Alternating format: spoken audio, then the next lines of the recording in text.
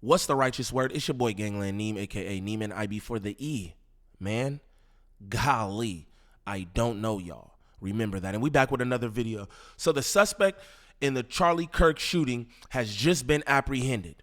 They found him. They have pictures of him. I forget the dude's name exactly, but we can get straight into this. If this is your first time to the channel, like, subscribe, comment, and share, please, and thank you. If you in here just kicking it, smash them likes for me. But we're going to get right into this. Sad story, man. I don't feel like anyone should lose their life over something that they say. But we do know that happens a lot. Just throwing that out there. You got to watch your words, ladies and gentlemen. Watch the things that you put out into the atmosphere. Again, energy is transferable and returnable. You understand me? You could throw some energy out there. They'll throw it right back at you. Just want to say that. But we're going to get straight into this. Arrest of Tyler Robinson, 22. Tyler Robinson is bro's name. Tyler Robinson. All right, let's start this. Arrest of Tyler Robinson, 22-year-old, who is accused of the assassination of Charlie Kirk, a press conference that we watched live here, just as Josh Haskell, who is in Utah right now. The press conference began with the governor, Spencer Cox, saying, "We got him." Josh Haskell joins us now again, and Josh, you were listening to this. One of the things that jumped off the page for me as far as the investigation, which is what we are learning today, is that no additional suspects are being sought. And I say that jumps out at me because they were looking at messages from Robinson to his roommate explaining that he had to retrieve a gun. In many cases, and I think this needs to be mentioned to people who are watching us now, in many cases that might seem a conspiracy, but they are really going out of their way to make sure everyone understands that Robinson is the lone suspect in this. I mean, if it was a conspiracy, would we find out right now? Just throwing that out there.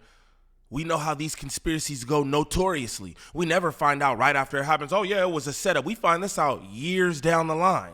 But I'm going to tell you, this is a different day and age, right? And you got YouTube investigators, YouTube detectives, internet sleuths and detectives, and they will find some out. Just throwing that out there. They want to debunk that quick, huh?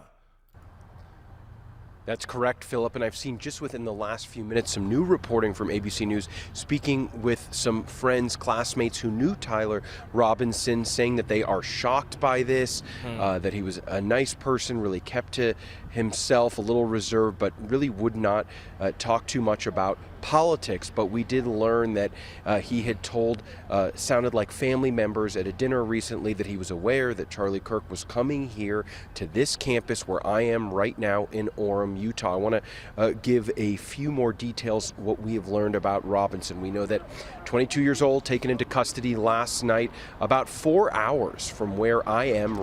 22 years old, and that's I was gonna say heterosexual male, but we don't know what he is, right? But that's a male. People was throwing out all the transgender jargon and all that. You know what I'm saying? Again, because people want to, it's propaganda. They want to make you feel one way about a group of people. You got to be careful with that kind of stuff. Wait till everything, you know what I'm saying, comes to the surface. But let's continue. Right now, he lives with his family in Washington County, Utah, taken into custody around 10 p.m.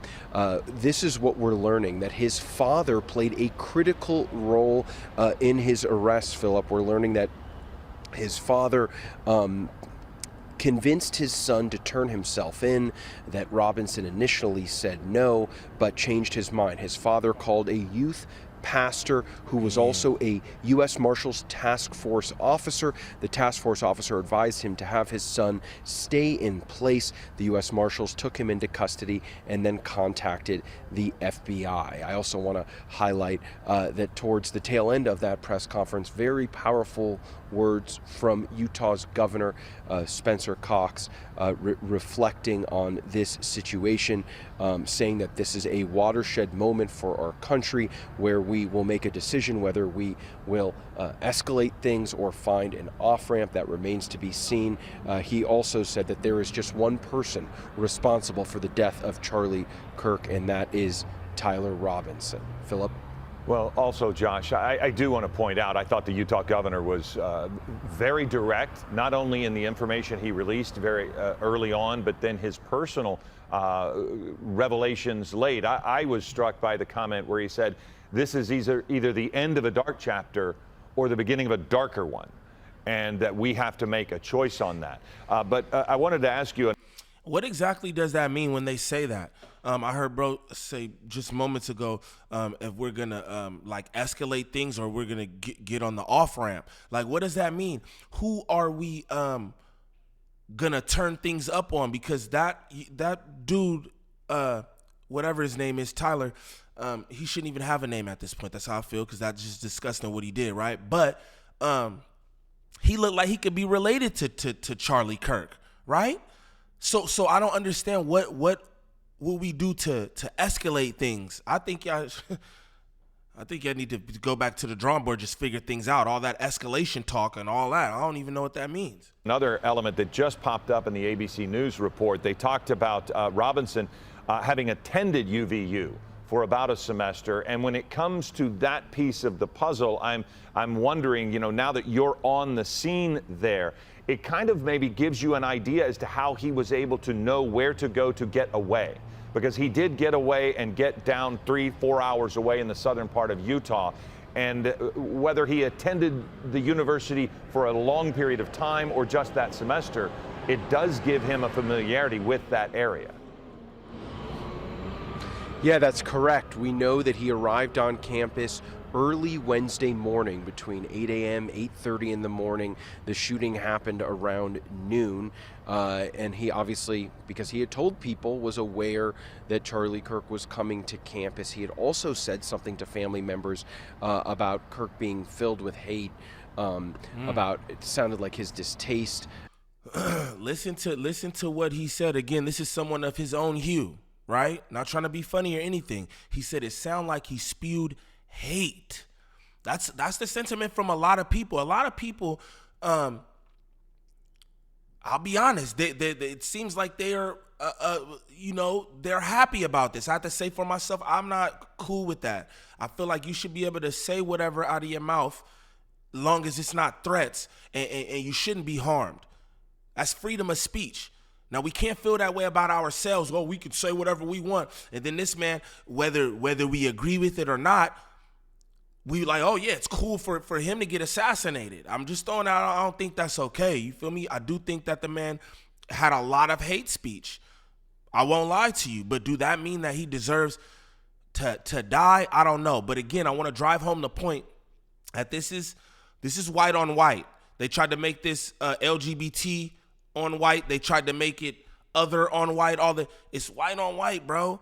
This is another white person who felt that he was spewing hate speech, and that's why he felt so strongly to assassinate this man. Just want to let y'all know that, man. This crazy nigga all across the roof like Spider-Man and shit. Who didn't see that? Who didn't see this nigga on the roof like this, man? I would have told. I'm telling. I also thought that some of those revelations about what was found on some of the bullets and some of the different cartridges, one of them read, quote, "catch fascist," the governor talking about that. And it does seem like his vehicle, which they were able to connect to Robinson, played a critical role in this investigation, that his car was spotted here on campus. How about that video, Philip, that was released last night, and those photos that showed this shooter leaving the roof, running to the edge of that roof and then jumping off of it? It does seem like this investigation moved very, very fast with all those new photos and videos. Authorities really felt like someone was going to recognize Robinson. That clearly did happen.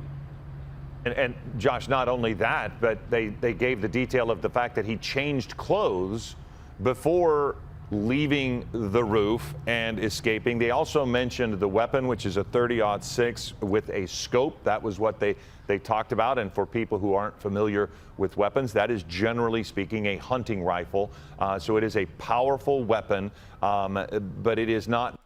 Shout out to the chat on my other channel, because, man, we was doing this during the live and they was saying all this 30-aught '06. They was saying all this stuff, bro. They was talking about hunting rifles and how they was powerful enough and how you didn't necessarily have to be military trained to shoot one of those. Shout out Gangland Duda, man, because he said that, bro. That's wild, man. That's wild. I still think more remains to be seen.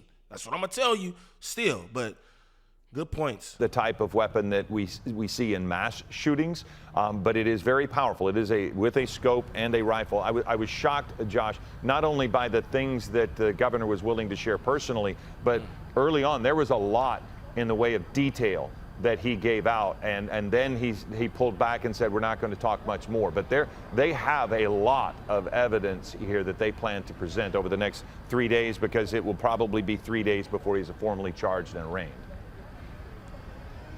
Yeah, those communications, it sounded like communications that Tyler Robinson had with friends on that chat group, Discord, that investigators were able to interview that friend, have him pull up those messages, and then take photos of them, those messages talking about the gun that you just mentioned, talking a little bit about this plot, not too specifically, but I also want to mention that this happened at 10 p.m. last night, again, 4 hours from here.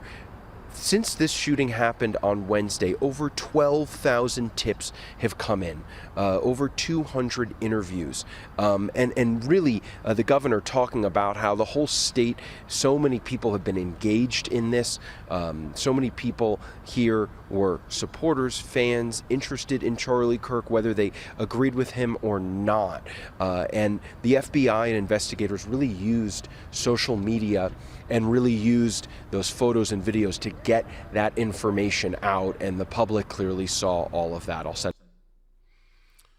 And that's that, man. I'm gonna be honest. Again, sad story. I don't think anybody should lose their life over freedom of speech, but I want people to speak more to his hate speech, because again, I just saw that, right? And the shooter said himself that he felt like bro was filled with hate speech, and that's what drove him to do what he did. I need people to speak more to that, because everybody's like, oh, he's a good man and this, that, and the other. But I tend to believe this, right? If more than one person tell you you look like a horse, then maybe you should look in the mirror, right? Because it's everybody tripping. I'm just throwing that out there, man. Again, rest in peace to bro, because again, I just can't stand by and be like, oh yeah, ha, rah, rah, he's dead. I'm not with that. But again, I want people to speak more toward that hate speech, because the hate speech is what got him killed. Point blank. Point blank. Now, if this is your first time to the channel, like and subscribe, share the channel and all that. We're going to be doing a lot more on here. I appreciate all y'all support. And until the next time, it's your boy Gangland Neem. Peace.